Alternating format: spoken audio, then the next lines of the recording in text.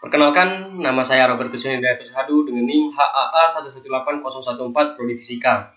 Di sini saya membuat video untuk membahas biomaterial yang dapat dicetak 3D untuk implan ortopedi, solusi untuk ekonomi sirkular dan berkelanjutan. Jutaan orang terkena masalah ortopedi karena bertambahnya usia, penyakit seperti osteoporosis, dan trauma yang tidak sengaja.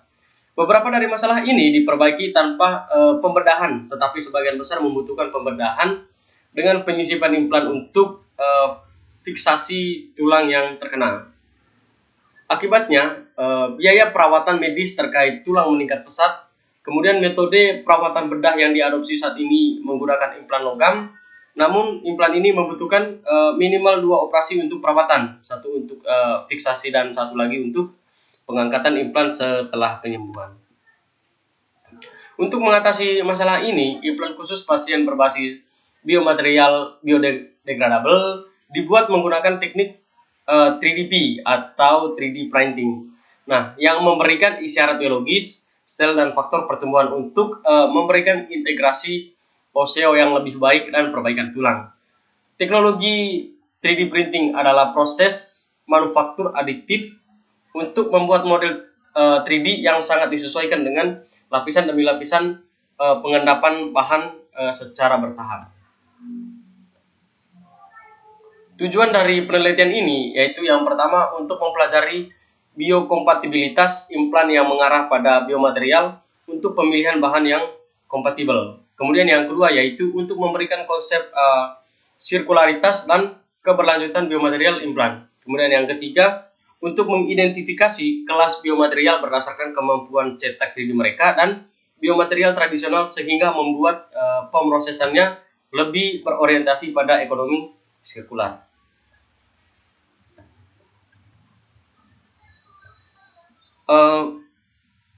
Ortopedi adalah cabang industri medis yang memulihkan struktur dan fungsi sistem rangka.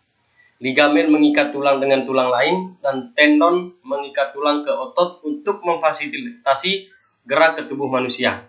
Ligamen terbuat dari serat elastis untuk memungkinkan mobilitas batas tertentu dan tekanan untuk menahan dislokasi. Beberapa bahan telah digunakan di zaman kuno untuk memperbaiki tulang, yaitu pada akhir 1800-an, aluminium pertama kali digunakan. Kerentanannya terhadap kontaminasi dan disintegrasi adalah batasan utama pada aluminium. Kemudian emas bebas cacat, tetapi penggunaannya yang luas dibatasi oleh biaya. Pada tahun 1900-an, perak digunakan sebagai implan logam tengkorak, tetapi kurang disukai karena perubahan warnanya yang berlebihan. Selama beberapa tahun terakhir, produksi implan yang dapat terurai secara hayat termasuk paku, pelet fiksasi fraktur, jangkar, dan baut jahitan telah berkembang. Nah, 3 jenis utama bahan hayati yang dapat terurai secara hayati adalah logam, polimer, dan keramik. Nah, untuk biomaterial logam, pada tahun 1860-an, Lister teknik bedah aseptik dikembangkan untuk meningkatkan penggunaan logam emas, perak dalam industri ortopedi untuk pembuatan alat kesehatan dan implan. Nah, persyaratan medis biomaterial implan dapat dipenuhi oleh biomaterial generasi pertama, kedua, dan ketiga. US Food and Drug Administration mengkategorikan bahan biologam menjadi 3 kelompok, yaitu bahan logam bioinert, bahan logam bioaktif, dan bahan logam biodegradable. Untuk biomaterial berbasis baja dan tahan karat dan paduan kolbat dianggap sebagai bahan bioinert. Paduan bahan berdasar titanium adalah bahan bioaktif karena ini meningkatkan integrasi implan dengan tulang dengan membuat struktur seperti kapsul dan mengurangi resiko pelonggaran implan dari tulang. Biomaterial berbasis magnesium dianggap sebagai biomaterial yang dapat terdegradasi secara biologis dari generasi terbaru yang larut di dalam tubuh dan memberikan kondisi penyembuhan yang lebih baik untuk tulang yang rusak. Biomaterial generasi ketiga juga mengatasi kebutuhan operasi kedua untuk mengangkat implan setelah penyembuhan patah tulang.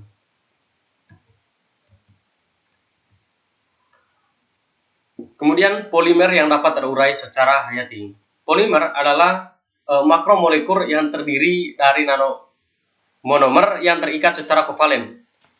Polimer biodegradable sintetik seperti polisiatik asid atau PLA, poligik asid atau PGA, politrikaprolakton atau PCl, dan lain-lain adalah beberapa polimer yang saat ini digunakan dalam industri ortopedi.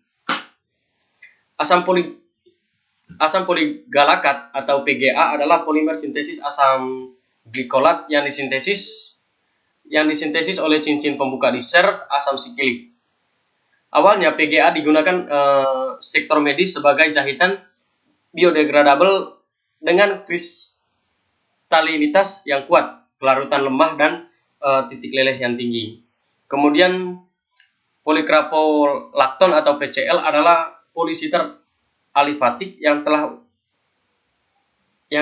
pembuatan implan medis biodegradable di industri ortopedi. Kemudian yang ketiga itu polipradioxanone atau PDS adalah polister yang dapat diserap secara biologis yang memiliki kemampuan terurai yang sangat baik, kapasitas penyerapan secara biologi, kompatibilitas dengan tulang dan tubuh manusia, serta kekuatan fisik. Kemudian klasifikasi keramik.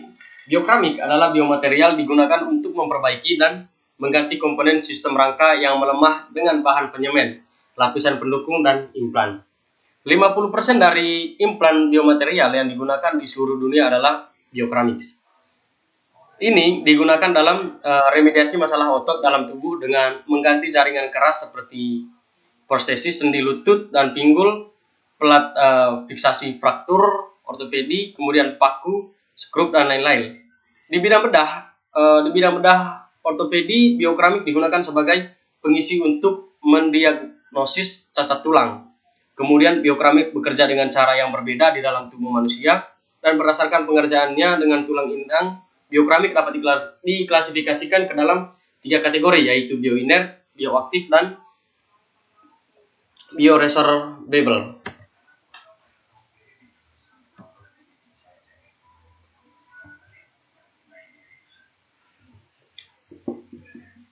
Untuk persyaratan biomaterial agar dapat dicetak 3D, yaitu yang pertama, teknik cetak 3D dapat diklasifikasikan menjadi 3 kategori berdasarkan kebutuhan bahan berupa padatan, cair, dan bubuk. Nah, kualitas produk tergantung pada parameter material yang signifikan seperti keseragaman diameter filamen, karakteristik kemampuan aliran material, stabilitas termal dan mikrostruktur, dan penyerapan kadar air. Pada pencetakan 3D berbasis cairan, proses fotopolimerisasi menggunakan sinar ultraviolet, mengeringkan resin cair lapis dan demi lapis untuk membentuk produk padat. Nah, dalam pencetakan 3D berbasis bubuk metalik disatukan lapis demi lapis dengan bantuan busur plasma, laser, dan berkas elektron berenergi tinggi untuk membentuk suatu produk.